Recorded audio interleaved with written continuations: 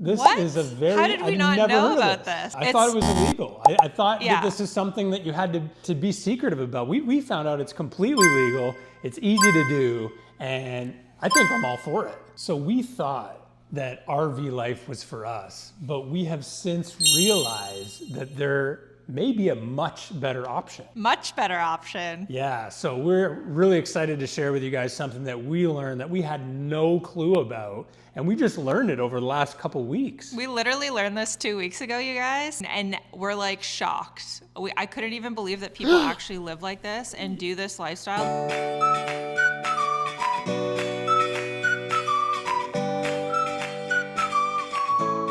So if you're tuning into our channel for the first time, my name is Chad, this is my wife Rebecca, and about 6 months ago, we listed our house for sale because we wanted to buy an RV and live in it full time. The thing is, it's been over 6 months now and nothing's happened. So we've had lots of showings, but it's just been going on for quite an extended period of time. So it hasn't been easy. There's been a lot of challenges, lots of ups and downs, but we've really tried to make the best of it. Lots of cleaning, over the, lots of cleaning for showings and getting out of our house at weird, awkward times with the dogs. Exactly. So, but the benefit is that we've had a showing kind of every 2 to 3 weeks, I'd say on average.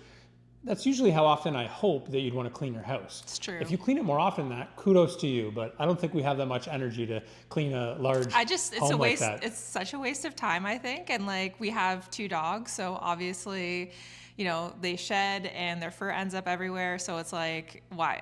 Would not want to clean that often. So one of the things that we're excited about most with selling our house is the fact that we're not going to have to clean a 4,500 square foot home. Exactly. So it'll be much easier. Yeah, so we want to share this video as kind of a brief update. If you're new to our channel, welcome. If you've watched some of our videos before, welcome back. So why don't you tell everybody what we learned recently while we're in our freaking long waiting period for our house to sell. And maybe this is one of the reasons why our house hasn't sold yet from the universe, because it wanted us to know about this. Maybe this is it. Like I said before, the idea of full-time RV living was predicated on the fact that we wanted to have more flexibility, more freedom, the ability to travel how long we want, when we wanted, how often. And having your home with you all Yeah. the time, like that was very appealing to me. I really like the idea of that. Yeah. When we thought about it, we're like, okay, well, is there any other ways other than physically being in an RV? Because it wasn't like, oh, I needed to sleep in the confines of an RV. We could sleep anywhere. It was more so I want that lifestyle, and RV was just kind of the tool to take us there, right? Doing some research, and all of a sudden we stumbled on something that was called like working digital nomads. Many people may have heard of that, or expats, people that live abroad, work for a certain period of time, and then they move on and go to another place, that sort of thing. And so once we learned this, we're like, wait a minute. This is a very, How did we I've not never know heard of about this? We were like, okay, this is so weird that neither of us knew about it. People are doing this around the world. Like you can YouTube it. The most common term I think is digital nomads. So we've been watching a lot of YouTube videos on that. And why don't you explain what it is and how it works, like where you're allowed to stay in countries for periods of time? Yeah, so if you're new to this idea or the concept, there's basically countries all over the world where they will be more than happy to have you there for a certain period of time. Now, there's all kinds of different specifications regarding where you're from, where you're going, how long you can stay. So of course you got to do your research on that. But most countries will allow you to be there for a certain period of time. They'll even allow you to work, but the key is you have to continue working for an employer in your home country. So the employer cannot be residing in the country that you're going to, because they don't want you taking away from the labor force of the locals, obviously coming in and doing that. So there's that way. Of course, the other way is you can go on a generic, say you're going there for vacation, maybe do a little bit of work on the side. I'm not saying necessarily to lie, but No, but certain typically period of time. the vacation stay that you're allowed to stay is much shorter than getting a visa. It's called a digital nomad visa that we've been learning about, and that typically can let you stay for 6 months up to a year in certain countries. And all countries have different rules and regulations, like Chad said, as opposed to if you're going there just on vacation and you don't have a digital nomad visa and you're just traveling there. Usually it's like 30 days. It's not a long period of time. might be 90 days. It depends on the country, obviously, depends. but the digital nomad visa specifically allows you to go to these countries for longer periods of time, 6 months to a year, and lets you work remotely and stay there for long periods of time. So these people that do this, obviously they have a remote job, and so they are typically booking on Airbnb. And when you book on Airbnb for long periods of time, you can usually negotiate a really good rate. It will typically give you a discounted rate for months. Like if you stay at an Airbnb for a month, it'll typically be much more affordable than if you just do a week here and there. Yeah, and we've even heard of some people that they'll go there, kind of connect with the Airbnb host, stay there for a month and build that relationship, and then they'll set up some sort of arrangement offline to avoid all the Airbnb fees for future months. Like a short-term lease kind of thing for like 6 months or however long you plan on being there. Very similar overall cost to like a monthly campground fee that you would pay with RV living. Of course, you need to pay for a flight, but at the same time in your RV, you're typically paying a ton of money on the fuel to get you from point A to point B. So very similar arrangement. The only thing for us though is we have 2 dogs. So that's been a challenge it's to hard to get them on the plane and all that. So we haven't really crossed that road yet. That seems to be kind of the only roadblock, I'd say, along with obviously just researching all the different rules and regulations with different countries and whatnot. But, so that's pretty much the only limitation that we've came across. For us personally, if you don't have pets kids are a little bit easier, honestly, to travel with. You just buy them a ticket. Exactly. But this was a really interesting concept to us. Now, we really do love the idea of RV life, and we hope to combine both of these ideas together. That would be ideal. But the main point is that we just want to sell our house so we don't have a mortgage to pay. And then the money that we are working to bring in, we will use that to quote unquote pay a mortgage to stay at Airbnbs. That's how we plan on doing it. Obviously, if you have a house and you plan on doing this lifestyle, you're going to be paying your mortgage and having to pay at Airbnb. And so if your income supports that and you are good with that lifestyle, for Chad and I, we have done the business, we've done the hustling, we've done the making lots of money thing, and now we're looking for a more simple life. We want to get rid of having to pay a mortgage, and we want to use that money that we would be paying towards our mortgage to travel and to stay at these Airbnbs in different countries and get more travel in our lives while we're still young and healthy to do it. So it's kind of a different version of RV life, but the cool thing is you can go to really cool countries like Thailand, Bali, places in Europe. I was going to say Europe. Bali's not a places country, in Europe. Indonesia, but so Indonesia, Thailand, Indonesia, cool places in Europe, all over the world that we've been learning. South America. So to simplify what you're saying is the idea is the Was it mortgage, complicated? I understood it, but I'm just saying, instead of the rent or the mortgage, that is your rent. Yeah, so you have to be willing to let go of having a secured home to go back to. So that might involve having a storage unit. For us, that's something we've been talking about, because I do have some belongings that I do not want to get rid of. And so I would need to get a storage unit if we were going to leave our house completely and just travel full time. A lot of people do this when they're in their early 20s. They do the backpacking trips and stuff. That's a little bit not my vibe, but this idea sounds amazing to me. Exactly. So let's say you pay, a couple $1,000 a month, whatever it is, wherever you live. The idea is then that would be the same monthly fee for the Airbnb, right? Yeah. And then if you have to rent a storage unit, I don't know what they run for, a couple $100 a month, I assume. Probably. So then that's just factored into your monthly fixed cost. But the idea is you have the flexibility to go all over. Now, of course, you're going to have to pay for your flight, so you wouldn't want to be flying every month.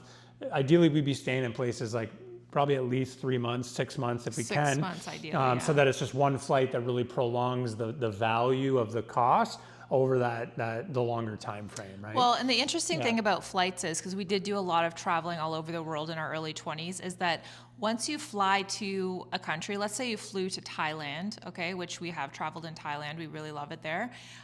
Once you're in Thailand, flights to other countries around there, like the Philippines or Vietnam or any of those countries around, they're so much cheaper than if we were flying from Canada to there and then Canada to everywhere.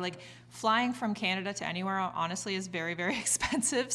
But once you're already in these countries, and even Europe, for example, they have a really great train system that can get get you anywhere in Europe very, very quickly and affordably. So once you're in these countries, there are cheaper, affordable ways to get to where you want to move around. Exactly. So that would be another idea, is to kind of as like Plan a stepping stone. So it's like, okay, maybe we only stay 3 months or a couple months here, but instead of like flying back home and then going somewhere, it's like, okay, well, how can we just maybe go on a train to, another country in Europe that's a little bit close by? Or to your point, in Asia, the flights are, the same as like a train cheap. or a bus or something around North America. So that's the idea, is you make up for it in creative ways. And because you've left your apartment or you've left your home and you don't have a place to go back to, you don't have to fly back home anywhere. Anyways, you just plan where your next destination is. And so we've been following some people who are doing this lifestyle, as well as all of our favorite RV people who are doing the RV lifestyle. And honestly, I don't know. If I had the choice to choose from both, like, I would just want to do both, because I would want to do the RV life. I'd want to have a home on wheels to come back to. But I definitely want to do the digital nomad lifestyle, because Chad and I took our honeymoon in Thailand about it would have been 12 years ago, because we married for 12 years. And so Thailand was so beautiful. And now we're watching all these people live in Thailand and live in Bali for extended periods of time. And we're like, yes, I could totally see myself doing that. Yeah, 100%. And it's so much cheaper there. Let's talk about how cheap it is to for your groceries, for getting around once you're in there. And the Airbnbs are so much cheaper in countries like Thailand and all of those Asian countries. Yeah, you can eat out for like a couple dollars a meal. Yeah. Like, it's crazy. Like, so you would save a lot of money by doing that. Yeah, and the places are like 1,000 or less per month many times. Yeah. Like really nice places. You can rent those, the moped scooters and cruise around for very cheap per day. I think they're like, what, $5-10 a day? Really cheap. And so, you basically just settle in and make your home base. Now, the only downside, because like I said, there's pros and cons, which is what we're learning for all of these things, is that, okay, AM is PM.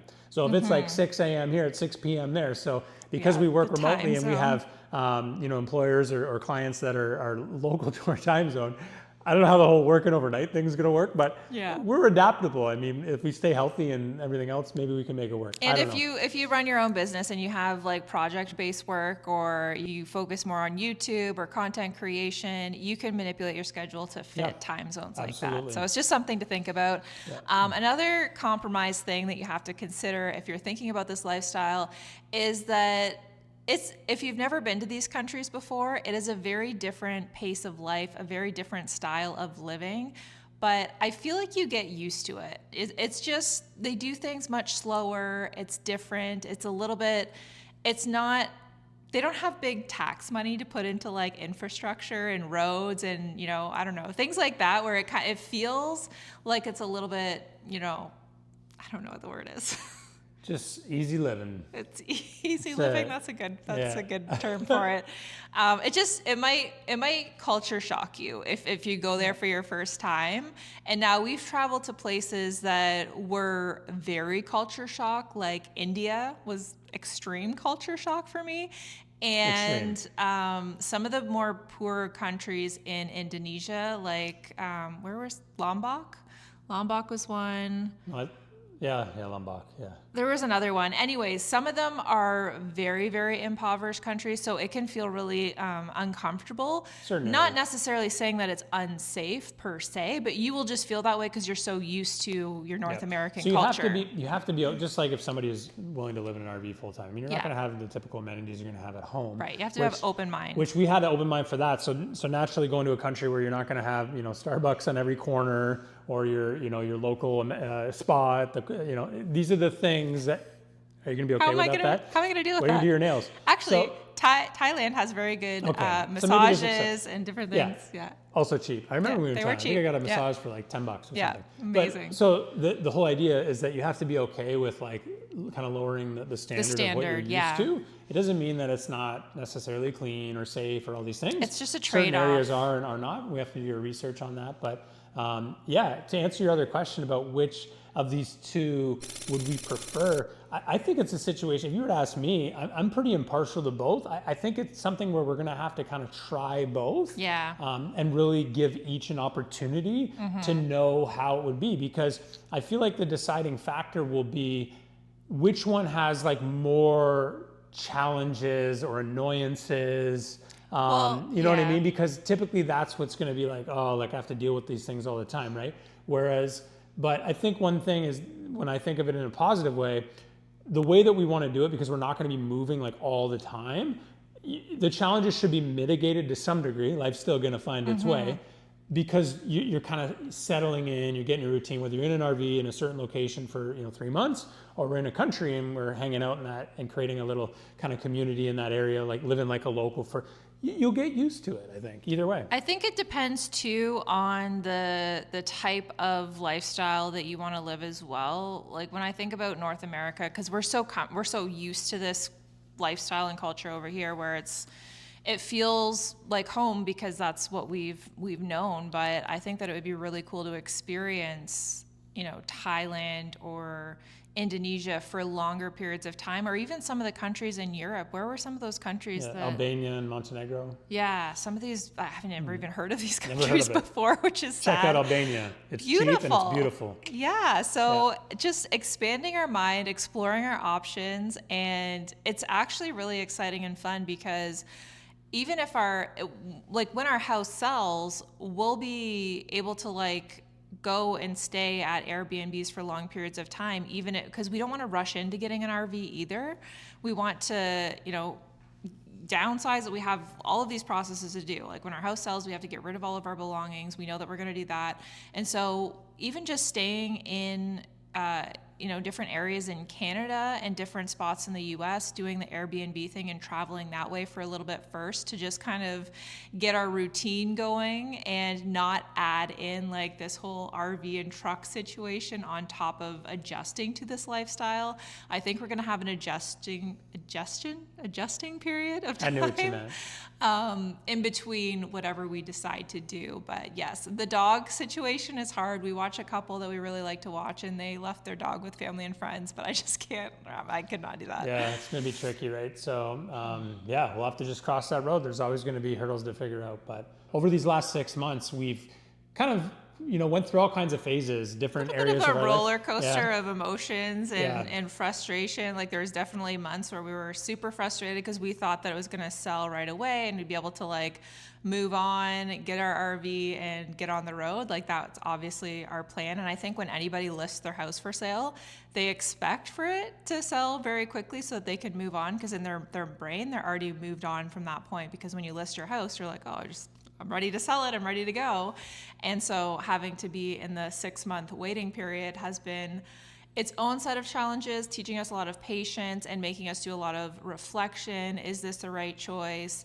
Is this not the right choice? We've been going back and forth with different things. And also too, I'm very in tune with universal things. So I'm like, what the hell is the universe trying to teach us right now? Obviously patience is one, but what else, right? So I always try to think of it that way as well. If you're in a similar situation where you're looking to sell your house, to move into an RV full-time, downsizing the whole thing, I feel like the biggest lesson that I've learned in this, whether you're in Canada or the US or anywhere in the world, I feel like it's kind of a weird time, obviously with political things and it seems to not be impacting just where we are located. If there's any inspiration you get from this is that it's probably not going to happen in a very timely way. If you are lucky and it does sell right away, then good for you. But the reality of it is the real estate market all over North America is taking a much longer period of time. So you do have time to work things out, figure out what you want to do, all of that sort of stuff. But yeah, as Rebecca said, we went through a bunch of different challenges, both personally. Patience is absolutely not my strong suit, so I've had to learn a lot of that. The reason why we wanted to get into full-time RV living is not so much that we wanted to necessarily sleep in an RV at night. It was because we wanted to have the freedom, be out in nature, the flexibility to travel, to go to different locations. Most importantly, be able to travel and stay in places for long periods of time, because we were previously doing a lot of traveling. We had our home on Airbnb and Home Exchange, and we would be able to go away and rent out our house while we're away so that it's offsets the cost of it, which was awesome. But typically we were only able to get away for 2 weeks at a time. And we both work remotely and we both love travel. Even when we first met, we traveled so much in our 20s and we went all over the world. So we love the traveling lifestyle. But It's not really about vacation travel for us. It's more so about like we want to stay places long periods of time and feel like we live there and then go and do that in a different place in a different country. Yeah, Like that's exactly. like our idea of travel in a fun time. Yeah, so I know a lot of people when they get into this kind of lifestyle or they like travel, they want to move every week or every few days. And if that works for you, great. If you have the energy or you don't mind not being in a routine and you just want like a high degree of spontaneity, I mean, Yeah. hey, that's awesome. Like if you can do it, good for you. But for Rebecca and I, we did try that at certain periods of our life. We would travel, go on weekend getaways when we first met. We went on, multiple cruises. We took lots and lots of vacations. And so what we found is that for us, what worked best, because when we would travel very frequently, the problem is we couldn't really get into like a routine. So, we like to eat healthy, we like to exercise, we like to obviously work on certain projects with our work and different things. So by constantly moving, we couldn't really like settle in, get a rhythm going, get momentum going on anything in our personal lives, because the travel would be like, all right, now we're like, got to go here. And of course, travel is not just simply the act of traveling. There's planning involved. There's, different strategies to figure out when and where and how and what are we going to do here. And right. So there's a lot of stuff pre-travel and then during travel and then post-travel to figure out where you're it's like, so it's really exhausting too. Yeah. And like it takes so much more energy to do that traveling lifestyle. And then the problem is because you're not in your normal routine of eating healthy or working out on a regular basis, you don't have extra energy. And so if this is draining your energy substantially and you also don't have the extra energy to keep going and it's like extremely tiring and draining to keep going from place to place, it's just a recipe for disaster. And we noticed that we would get so tired. We just wanted to go home. We would get sick more often too, because when you're not taking care of your health and your wellness and you're just go, go, go all the time, that is stress. Like even if you mentally think you can handle it, it's still stress on your body, and stress really creates sickness to happen like that. So yeah, honestly, it's funny because to your point, getting sick, and you know how in this day and age, everybody, I'm so busy. It's like busy is the new success. Or stressed the new, and busy. Yeah, and just like, everybody wants to be busy, right? Yeah. And so a lot of times people will get into this kind of lifestyle and they think that, oh, if I, got into RV living full time or I travel more often, then I would be more relaxed, then I would be less stressed. But the reality is that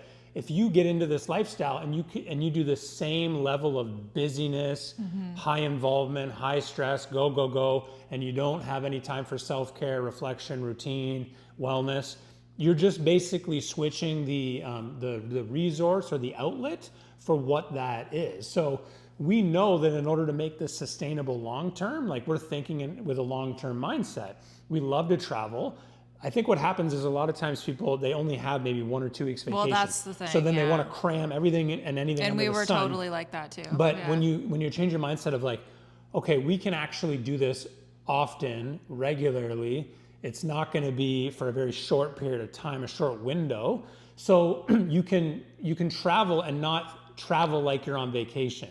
So if you've watched any other channels or did research on this, people talk quite often about when you adopt this lifestyle or any version of this lifestyle, you don't want to live it as if you're on vacation. No, right? Because that's a big mistake. You're gonna gain weight, you're gonna be stressed, you're gonna burn out. It's gonna be you're expensive. Gonna be overwhelmed. It's gonna be expensive. Eating out all the time. Yeah. You're doing excursions, like the whole thing. So it just sucks the fun and novelty out of it when you're doing stuff like that all the time too. You don't have that same level of appreciation you do as if you're actually taking a vacation and you're, you know what I mean? It's just so different than traveling and living remotely than traveling for a vacation. So having that mindset and being aware of that and keeping your routine no matter what environment you're in is so important. So to wrap up this video, I think that the main lesson that we've really learned is to keep your options open, keep your mind open, explore on YouTube, see what other people are doing. Think of how you can live your life differently and more excited to wake up in the morning and explore.